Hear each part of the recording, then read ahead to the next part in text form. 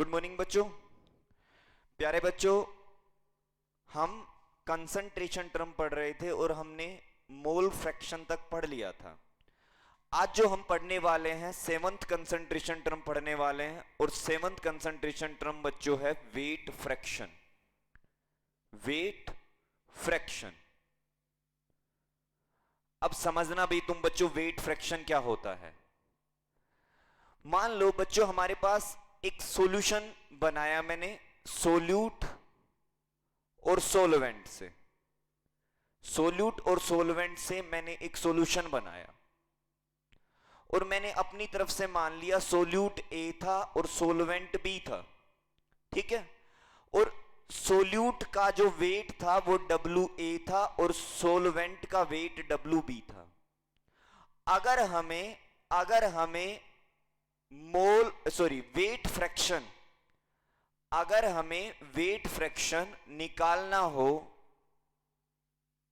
किसका, सोल्यूट का, तो वो किसके बराबर होगा कि सोल्यूट का कितना फ्रैक्शन वेट का मौजूद है उस पूरे सॉल्यूशन में। अगर मैं सॉल्यूशन का वेट देखूं बच्चों तो आएगा WA प्लस WB। उस WA प्लस WB में से WA कौन है, सोल्यूट। तो सोल्यूट का कितना फ्रैक्शन मौजूद है सॉल्यूशन के अंदर कैसे निकालेंगे हम, सोल्यूट का मास divide by total mass of solution. समझ में आ रही है बात। अगर हमें वेट फ्रैक्शन निकालना हो, अगर हमें वेट फ्रैक्शन निकालना हो सोलवेंट का, तो बच्चों वो क्या आ जाएगा, WB upon WA plus WB। मतलब कहीं ना कहीं मोल फ्रैक्शन के जैसा ही है पूरा का पूरा टॉपिक, लेकिन वहां हमने यहां मोल लिए हुए थे, अब क्या लिया हुआ हमने, अब हमने वेट लिया हुआ है बच्चों। तो वेट फ्रैक्शन की डेफिनेशन क्या हुई, the ratio of weight of a component to the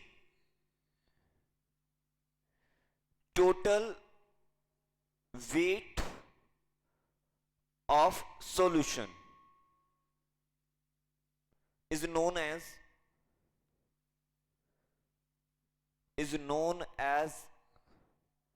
weight fraction। इसको हम क्या बोलेंगे बच्चों, वेट फ्रैक्शन बोलेंगे, ठीक है। यहां तक की बात। अब सुनो जरा ध्यान से, अगली जो कंसंट्रेशन टर्म हम पढ़ने वाले हैं वो कौन सी है, सेवंथ पढ़ी है। अब नंबर 8 कंसंट्रेशन टर्म है बच्चों, और जो 8 कंसंट्रेशन टर्म है बच्चों वो है PPM। पूरा नाम है पार्ट्स पर मिलियन, पार्ट्स पर मिलियन। अब बच्चों PPM की हमें जरूरत क्यों पड़ी, मान लो बच्चों हमारे पास कोई ऐसा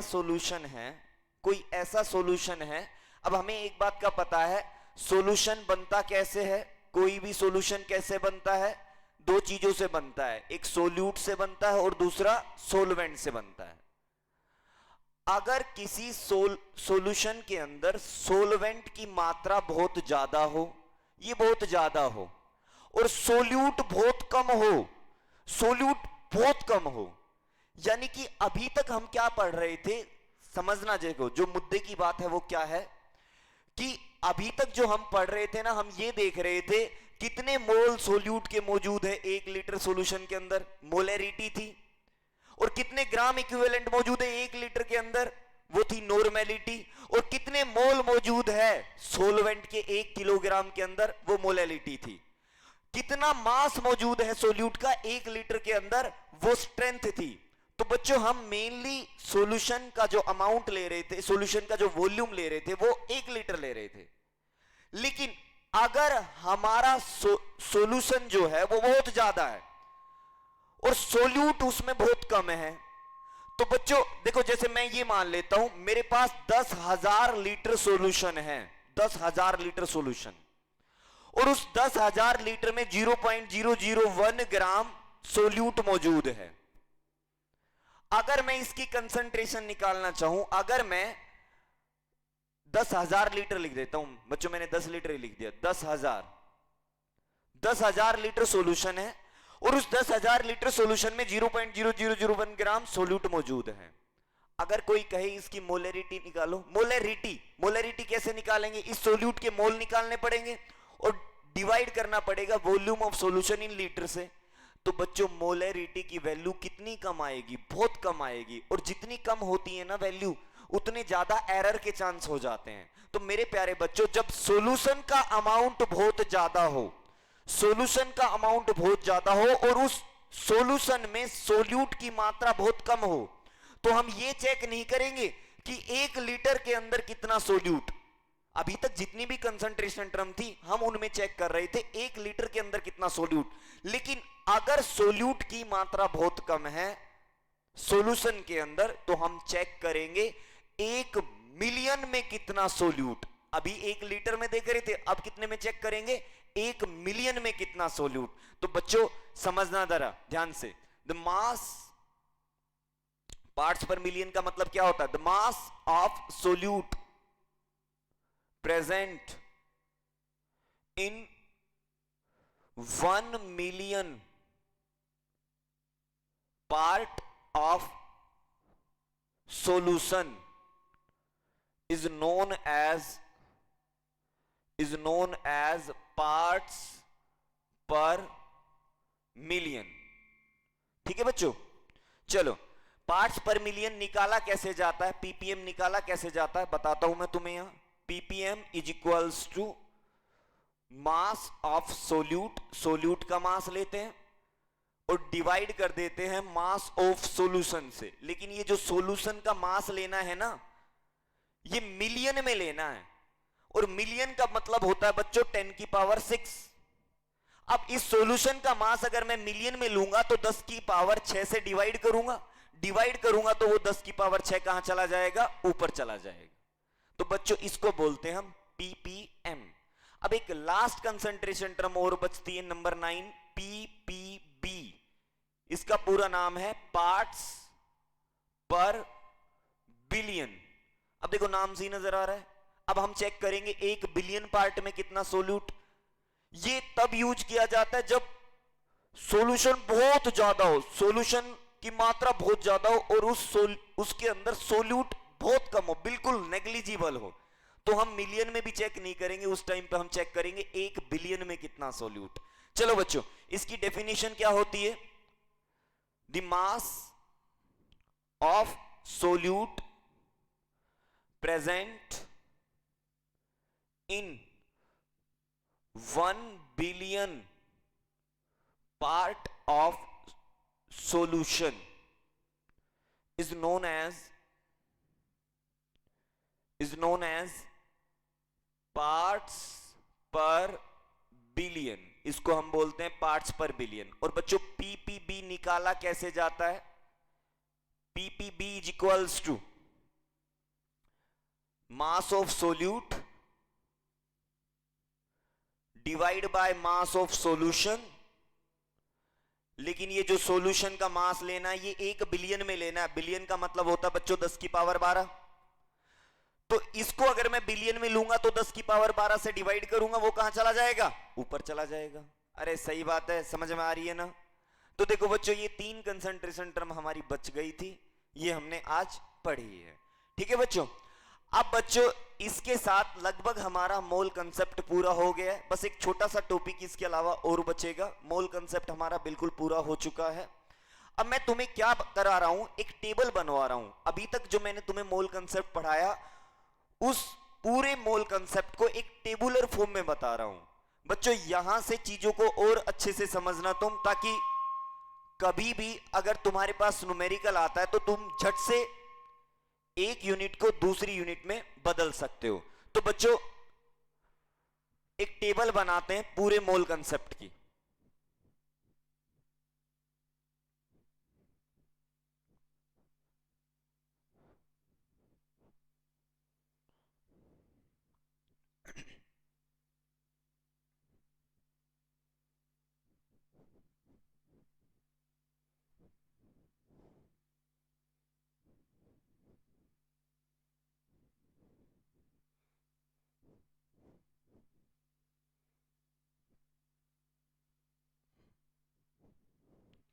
देखो बच्चों, समझना,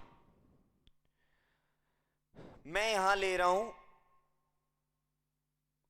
मास ऑफ सोल्यूट, सोल्यूट का मास, जिसको हम गिवन मास भी बोलते हैं। अगर मैं सोल्यूट के मास को डिवाइड कर देता हूं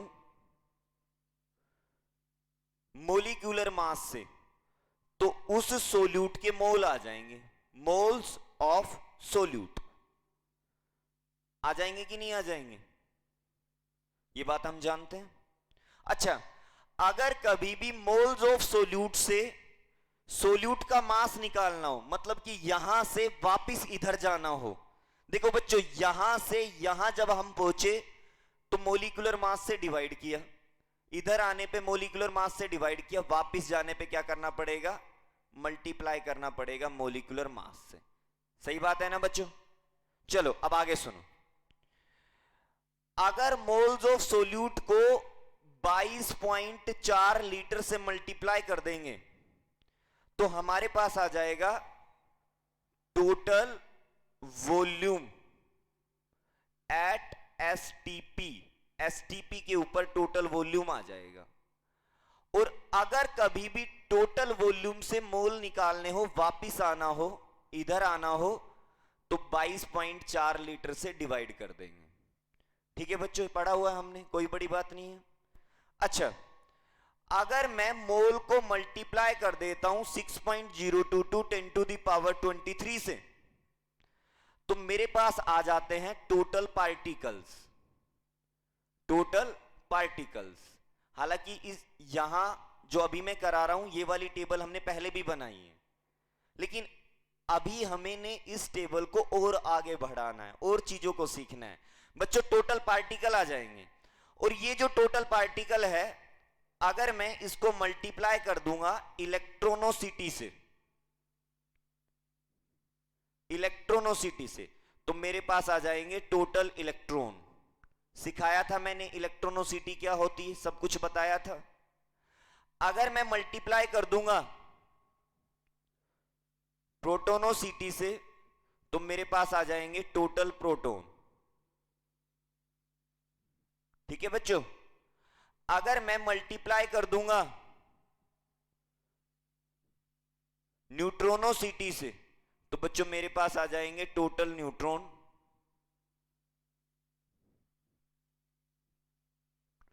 और अगर मैं मल्टीप्लाई कर दूंगा एटोमिसिटी से, तो मेरे पास आ जाएंगे टोटल एटम। ठीक है ना बच्चों? अच्छा, अब आगे बढ़ते हैं। मोल ऑफ सोल्यूट को अगर मैं डिवाइड कर दूंगा वॉल्यूम इन लीटर से, सॉल्यूशन के वॉल्यूम लीटर से, तो बच्चों ये बन जाएगा मोलैरिटी। देखना तुम फॉर्मूला मोलैरिटी का क्या होता है, moles of solute divide by volume of solution in litre, ये क्या होता है, मोलैरिटी होता है। और बच्चों मोलैरिटी को अगर मैं मल्टीप्लाई कर देता हूं n फैक्टर से, तो मोलैरिटी बदल जाती है नॉर्मेलिटी के अंदर। मोलैरिटी किस में बदल जाएगी, नॉर्मेलिटी के अंदर। ठीक है, ये फॉर्मूला हम पहले पढ़ के आ चुके हैं, अब मैं दोबारा से इन फॉर्मूला के बारे में एक्सप्लेन नहीं कर रहा तुम्हें, लेकिन मैं तुम्हें एक पूरा मोल कंसेप्ट एक टेबल की फॉर्म में बता रहा हूं यहां पे। अच्छा, मोल को बच्चों, मोल को मल्टीप्लाई कर देना तुम n फैक्टर से। सोल्यूट के मोल जो होते हैं ना, अब देखो सोल्यूट कुछ भी हो सकता है, एसिड हो सकता है, बेस हो सकता है, साल्ट हो सकता है। तुम उस मोल को n फैक्टर से मल्टीप्लाई कर देना, n फैक्टर निकाल सकते हो, निकालना सिखाया है मैंने तुम्हें। ठीक है, n फैक्टर से मल्टीप्लाई कर देना बच्चों, आ जाएगा तुम्हारे पास उस सोल्यूट के ग्राम इक्विवेलेंट। ठीक है, उस ग्राम इक्विवेलेंट को वॉल्यूम इन लीटर से मल्टीप्लाई कर देना, सॉरी डिवाइड कर देना, किससे डिवाइड कर देना, वॉल्यूम इन लीटर से, तुम्हारे पास नॉर्मेलिटी आ जाएगी। ठीक है ना बच्चों, समझ में आ रही है यहां तक की बात? वापिस भी आ सकते हैं, अगर मैं नॉर्मेलिटी को मल्टीप्लाई कर दूं वॉल्यूम इन लीटर से, तो ग्राम इक्विवेलेंट बन जाएगा। ग्राम इक्विवेलेंट को अगर मैं डिवाइड कर दूं n फैक्टर से, तो वापिस से मोल्स ऑफ सोल्यूट बन जाएगा। या मोलैरिटी को मैं मल्टीप्लाई कर दूं वॉल्यूम इन लीटर से तो वापिस से ये मोल्स ऑफ सोल्यूट बन जाएगा। समझ में आ रही है बात? क्लियर है? अब सुनो आगे की कहानी क्या है। आगे की कहानी बच्चों ये है कि जो मोल्स ऑफ सोल्यूट है, अगर मैं इसको डिवाइड कर देता हूं mass of solvent in kilogram से, तो बच्चों मेरे पास आ जाएगी मोलैलिटी। क्या आ जाएगी? मोलैलिटी। ठीक है यहां तक की बात? चलो एक और बात समझो अब तुम यहां पे। अगर मैं मास ऑफ सोल्यूट को डिवाइड कर देता हूं वॉल्यूम इन लीटर से, तो बच्चों मेरे पास आ जाएगा स्ट्रेंथ। क्या आ जाएगा? स्ट्रेंथ, उस सॉल्यूशन की स्ट्रेंथ। और बच्चों स्ट्रेंथ को अगर मैं डिवाइड कर देता हूं मोलिकुलर मास से, तो मेरे पास वापिस से मोलैरिटी आ जाएगी। बच्चों मोलैरिटी को अगर मैं मल्टीप्लाई कर देता हूं मोलिकुलर मास से, तो क्या बन जाएगा? स्ट्रेंथ बन जाएगा। ये रिलेशन हमने पहले पढ़ी हुई थी। ठीक है बच्चों, यहां तक समझ में आ रही है बात? अच्छा, अभी अभी हम पढ़ रहे थे ना, मास ऑफ सोल्यूट को अगर मैं डिवाइड कर दूं मास ऑफ सॉल्यूशन इन मिलियन, तो बच्चों ये पीपीएम बन जाएगा। क्या बन जाएगा? पीपीएम। अगर मैं सोल्यूट के मास को डिवाइड कर देता हूं सॉल्यूशन के मास से, लेकिन सॉल्यूशन का मास किस में होना चाहिए? मिलियन में होना चाहिए, तो वो जो कंसंट्रेशन टर्म बन जाएगी क्या बन जाएगी? पीपीएम। अगर मैं मास ऑफ सोल्यूट को डिवाइड कर देता हूं मास ऑफ सॉल्यूशन से इन बिलियन, तो बच्चों बन जाएगा पीपीबी, पार्ट्स पर बिलियन। ठीक है यहां तक की बात समझ में आ रही है ना? क्लियर है? तो बच्चों देखो ये एक हमने कहीं ना कहीं एक पूरी टेबुलर फॉर्म में बना दिया है मोल कंसेप्ट। सारी चीजें आ गई है यहाँ, पीपीएम आ गया, पीपीबी आ गया है, molarity, normality, strength, electron, proton, neutron, सब कुछ आ गया है इसके अंदर। बच्चों ये हमारा पूरा मोल कंसेप्ट है जिसमें हमने इतने दिन तक मेहनत की है, वो पूरा का पूरा एक टेबुलर फॉर्म में ये है। ठीक है बच्चों यहां तक की बात?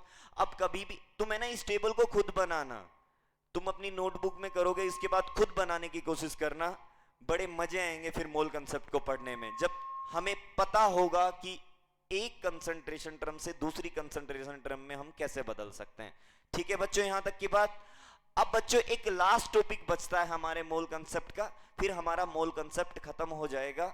और इस मोल कंसेप्ट को खत्म होने के बाद एक लास्ट लेक्चर बचेगा हमारी पहली यूनिट का, फिर हमारी फर्स्ट यूनिट कंप्लीट हो जाएगी बच्चों। चलो अभी देखते हैं मोल कंसेप्ट का एक छोटा सा लास्ट टॉपिक जो हमारा बचा हुआ है वो क्या है।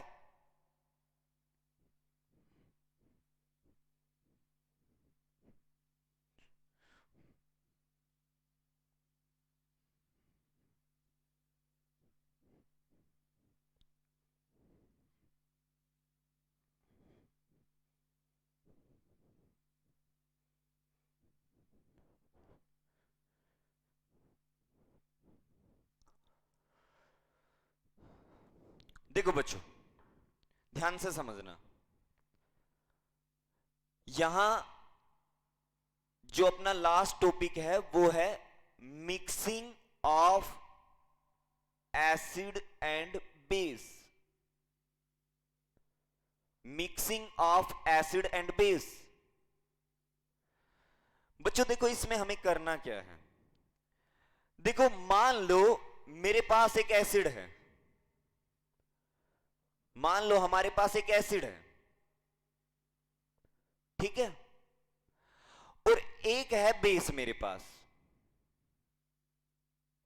एक है बेस। मैंने एसिड और बेस दोनों को मिला दिया और मिला के इन दोनों से एक सॉल्यूशन तैयार हो गया। क्या तैयार हो गया? एक सॉल्यूशन तैयार हो गया। अब बच्चों हम एक बात जानते हैं, जब एसिड और बेस दोनों को आपस में मिलाते हैं ना, तो दोनों एक दूसरे को न्यूट्रलाइज करते हैं। दोनों क्या करते हैं? एक दूसरे को न्यूट्रलाइज।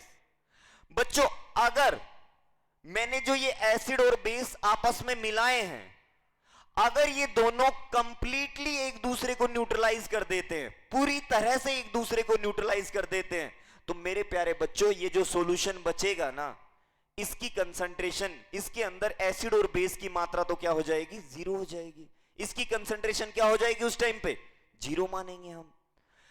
लेकिन अगर एसिड हुआ स्ट्रॉन्ग और बेस हुआ वीक, तो हमारा ये जो सॉल्यूशन है ये कैसा बनेगा, एसिडिक बनेगा।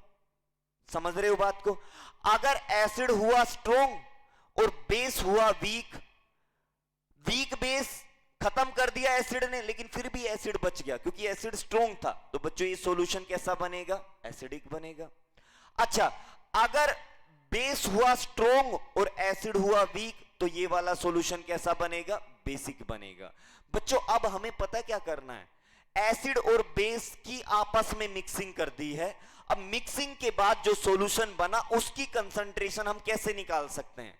बच्चों यहां जो समझने वाली बात ये है ना कि जो सॉल्यूशन बनता है ना, उसमें कभी भी इन दोनों की वो जो कंसंट्रेशन ऐड होके नहीं निकलेगी, क्योंकि ऐड तो हो ही नहीं सकती। एसिड बेस एक दूसरे को न्यूट्रलाइज करते हैं, तो वो कहीं ना कहीं माइनस होगी। अब वो किस तरीके से माइनस होगी, हम रिजल्टेंट सॉल्यूशन की कंसंट्रेशन कैसे निकाल सकते हैं, हमारा कंसेप्ट ये है।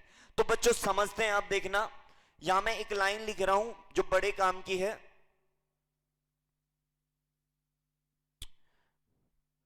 देखो जरा ध्यान से, क्या है, as we know acid and base neutralizes each other, एक दूसरे को न्यूट्रलाइज करते हैं, ठीक है। और ध्यान में रखने वाली बात क्या है, it may be noted that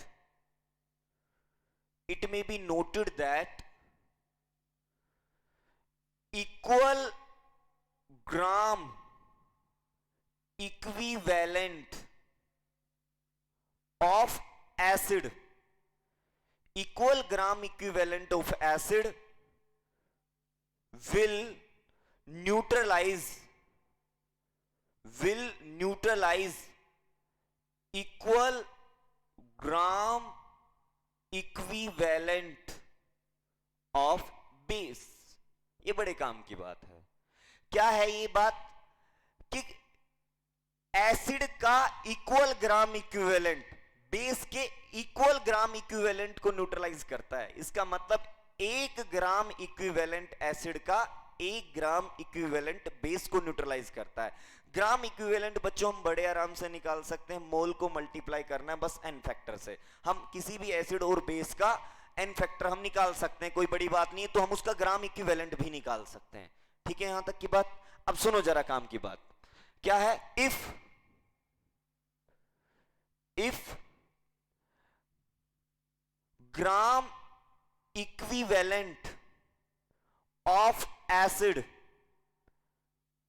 and base are equal, अगर कभी भी ग्राम इक्विवेलेंट एसिड और बेस के बराबर है, तो बच्चों जो कंसंट्रेशन हम बोलते हैं ना, कंसंट्रेशन हम बोलेंगे उस टाइम पे 0, ठीक है। अगर कभी भी if gram equivalent of acid is greater than gram equivalent base, तो उस टाइम पे रिजल्टेंट सॉल्यूशन की जो कंसंट्रेशन होगी, या मैं कह सकता हूं नॉर्मेलिटी होगी, नॉर्मेलिटी ही निकालते हैं हम इसमें मेनली। नॉर्मेलिटी जो होगी रिजल्टेंट की वो कैसे निकलेगी, gram equivalent of acid minus gram equivalent of base और डिवाइड बाय टोटल वॉल्यूम, ऐसे निकलेगी बच्चों।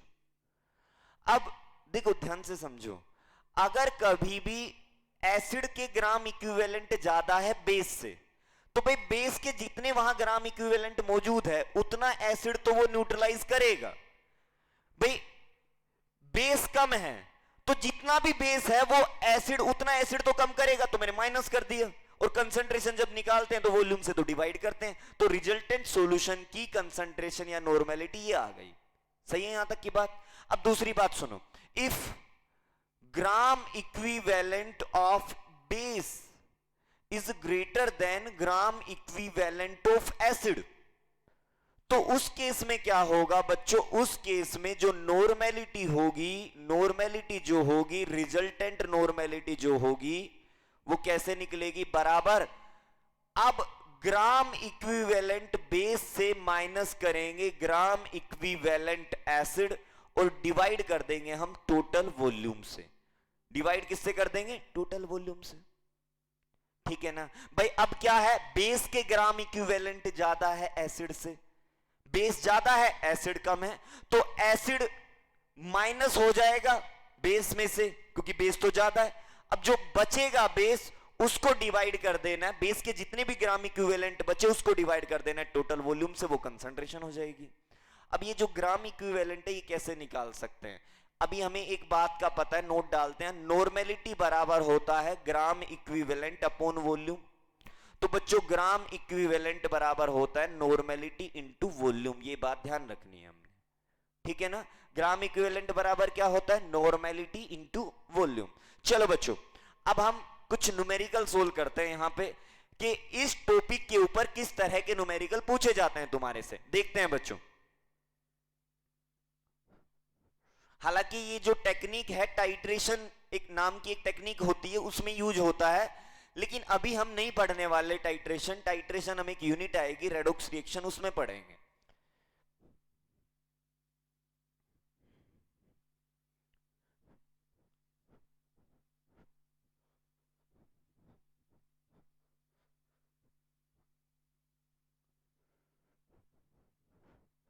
देखो बच्चों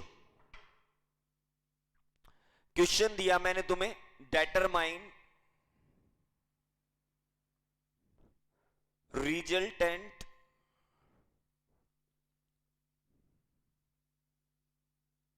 नॉर्मेलिटी ऑफ फॉलोइंग। पहला है 100 ml 0.1 NaHCl plus 400 ml 0.2 NaOH, ये दिया हुआ है हमें। दूसरा 400 ml 0.2 MH2SO4 plus 600 ml 0.1 NaOH। बच्चों ये दो क्वेश्चन दिए हुए हैं, इन दो क्वेश्चंस के बेस पे हम कंसेप्ट को समझने की कोशिश करते हैं।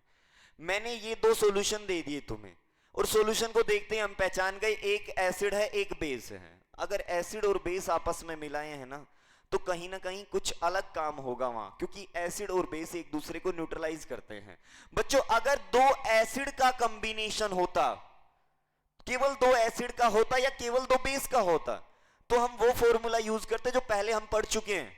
पहले हमने पढ़े थे रिजल्टेंट नॉर्मेलिटी बराबर N1V1 plus N2V2 plus N3V3 divide by V total, इस तरह के फॉर्मूला यूज करते थे हम, वो फॉर्मूला यहां पे यूज करते। लेकिन अब एसिड और बेस दोनों का कॉम्बिनेशन दे दिया है, तो बच्चों एसिड और बेस एक दूसरे को न्यूट्रलाइज करते हैं, तो इसीलिए जो अब हम कंसेप्ट पढ़ रहे हैं वो लागू होगा यहां पे। समझना आप, देखो यहां पे पहले वाला देखते हैं हम बच्चों। एसिड जो है HCl जो है उसकी नॉर्मेलिटी कितनी दी हुई है 0.1 N। अच्छा वॉल्यूम कितना दिया हुआ है, वॉल्यूम दिया हुआ है 100 ml। सही बात है।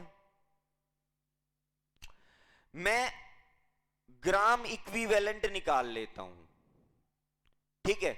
अब ग्राम इक्विवेलेंट क्या होता है, नॉर्मेलिटी इनटू वॉल्यूम। लेकिन बच्चों तुम कहोगे कि नॉर्मेलिटी वाले फॉर्मूला में, नॉर्मेलिटी वाले फॉर्मूला में तो हम वॉल्यूम लीटर में लेते हैं, यहां तो ml में, तो सबसे पहले तो इसको लीटर में बदलना पड़ेगा। बच्चों अगर तुम जितना भी यहां वॉल्यूम दिया हुआ है सबको या तो लीटर में बदल लो या किसी को मत बदलो लीटर में, ठीक है। हालांकि ये जो ग्राम इक्विवेलेंट टर्म होती है ना, gram equivalent, gram equivalent mainly use होती है जब वॉल्यूम लीटर में लेते हैं, और अगर एमएल में लेते हैं तो ग्राम इक्विवेलेंट को हम बोलते हैं मिलीग्राम इक्विवेलेंट।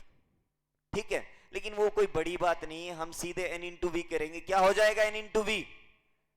0.1 मल्टीप्लाई बाय 100, क्या आया बच्चों बताओ जरा? 10 आ गए। Same as it is base का देखो, बेस को NaOH है, नॉर्मेलिटी कितनी है? नॉर्मेलिटी बराबर 0.2, वॉल्यूम कितना? वॉल्यूम बराबर 400 ml। तो बताना मिलीग्राम इक्विवेलेंट क्या आ गए? बराबर आ गए। मल्टीप्लाई करो इसको इससे, क्या आया ये हमारे पास? 80 आ गया। ठीक है, अब हमें सीधा सीधा नजर आ रहा है बेस के ग्राम इक्विवेलेंट ज्यादा है एसिड से, तो बेस से माइनस होगा एसिड। मैं यहां लिख सकता हूं ग्राम इक्विवेलेंट जो है, या मिली भी लगा सकते हो, मिलीग्राम इक्विवेलेंट ज्यादा है मिलीग्राम इक्विवेलेंट फॉर एसिड से, किसके? बेस के ज्यादा है। तो बच्चों फॉर्मूला क्या लगा? फॉर्मूला ये लगा नॉर्मेलिटी रिजल्टेंट क्या आई? बेस से घटाओ acid 80 minus 10 divide by total volume, इसका 100 इसका 400 500, तो बराबर आ गया 70 डिवाइड बाय 500, तो आ गया 7/50। सोल्व कर लेंगे इसको। समझ में आ रही है ना बात? क्लियर है? चलो अब देखो दूसरा पार्ट इसका समझना जरा, क्या है दूसरा पार्ट? दूसरा पार्ट दिया हुआ है बच्चों, एसिड दिया हुआ है H2SO4। अब जो H2SO4 दिया हुआ है बच्चों, उसकी मोलरिटी दी हुई है 0.2, लेकिन हमें तो नॉर्मेलिटी चाहिए। अब नॉर्मेलिटी क्या होती है? नॉर्मेलिटी बराबर molarity multiply by N factor. अब H2SO4 का एन फैक्टर तो 2 होता है, तो मैं क्या कहूंगा? Molarity multiply by N factor 2, तो 0.4 आ गया। समझ रहे हो बात को? चलो अब देखते हैं बेस। बेस कौन है? NaOH। NaOH की क्या दी हुई है? नॉर्मेलिटी n बराबर दिया हुआ है 0.1, V बराबर दिया हुआ है 600 ml। ठीक है, अच्छा इसका V कितना दिया हुआ है? इसका V दिया हुआ है 400 ml। सही बात है। मिलीग्राम इक्विवेलेंट निकाल लेते हैं। मिलीग्राम इक्विवेलेंट निकाला तो 400 को मल्टीप्लाई किया 0.4 से, कितना आया? यह आ गया 10160। इसके मिलीग्राम इक्विवेलेंट निकालते हैं। मिलीग्राम इक्विवेलेंट बेस के निकालते हैं, 600 को मल्टीप्लाई किया इससे तो कितना आया? 60। सीधा सीधा नजर आ रहा है, एसिड के मिलीग्राम इक्विवेलेंट ज्यादा है बेस से, तो एसिड से बेस माइनस करेंगे, तो नॉर्मेलिटी रिजल्टेंट की क्या आई? रिजल्टेंट की normality I 160 minus 60 divide by total volume. Total volume कितना? 400 प्लस 600 1000, बराबर क्या आया? डिवाइड बाय 1000, 2 0 से 2 0 कैंसिल, तो 0.1 आ गई नॉर्मेलिटी। समझ में आ रही है ना बात बच्चों? इस तरीके से हम सोल्व करेंगे इसको। ठीक है यहां तक की बात? चलो एक न्यूमेरिकल और कराता हूं मैं, जो आजकल कंपटीशन एग्जाम में बनते हैं बच्चों। न्यूमेरिकल देखना, ये जो कंसेप्ट हमने पढ़ा है इसके ऊपर न्यूमेरिकल और कैसे बनते हैं।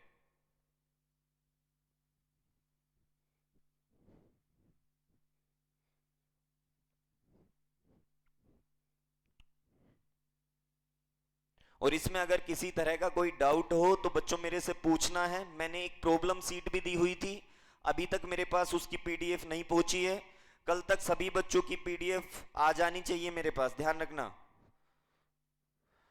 सुनो ध्यान से, एक क्वेश्चन दिया हुआ है 6.3 gram of oxalic acid, oxalic acid है, डाइहाइड्रेट। डाइहाइड्रेट का मतलब उसके साथ 2 H2O जुड़े हुए हैं। 6.3 gram of oxalic acid dihydrate is dissolved in water and make 250 ml solution। हमने पानी में डाला उसको और पानी में डाल के 250 ml सॉल्यूशन तैयार कर लिया। सही बात है। अब सुनो आगे,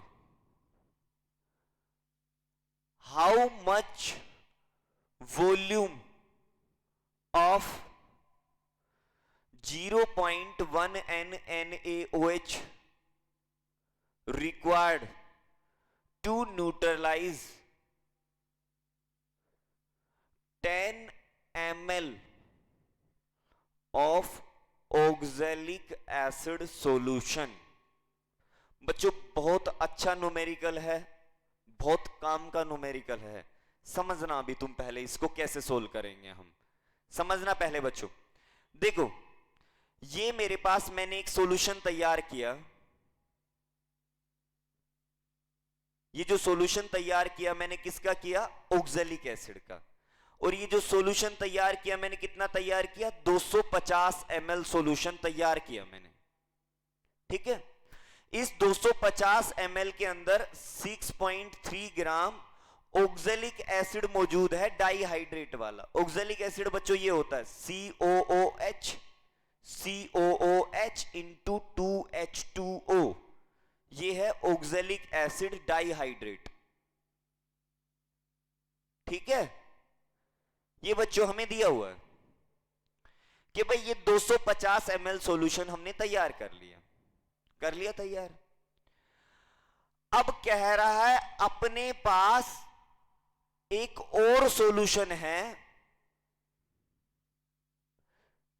0.1 NaOH का, 0.1 NaOH का।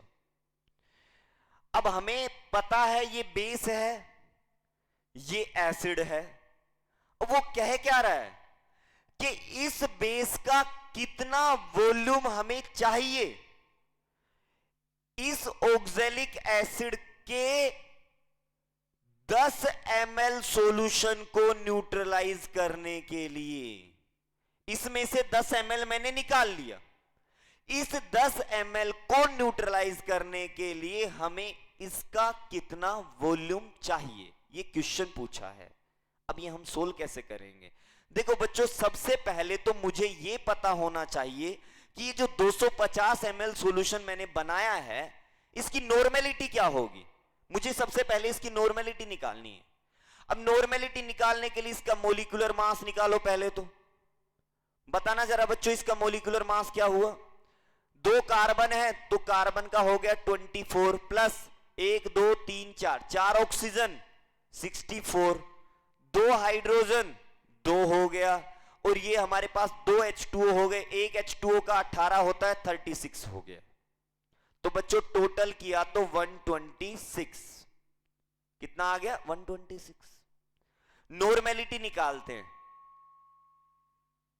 बच्चों, बताओ नॉर्मेलिटी निकालने का formula gram equivalent upon volume in litre, ये नॉर्मेलिटी का फॉर्मूला होता है। अब ग्राम इक्विवेलेंट कैसे निकाला जाता है, गिवन मास दिया हुआ है 6.3, ये लो given mass, divide by molecular mass 126 और मल्टीप्लाई बाय एन फैक्टर। देखो given mass upon molecular mass तो हो गया मोल, और मोल को जब एन फैक्टर से मल्टीप्लाई कर देते हैं तो ग्राम इक्विवेलेंट बन जाता है। बच्चों इसका एन फैक्टर क्या होगा, ये एक एसिड है और एसिड का एन फैक्टर चेक किया जाता है वो कितने H पॉजिटिव देगा।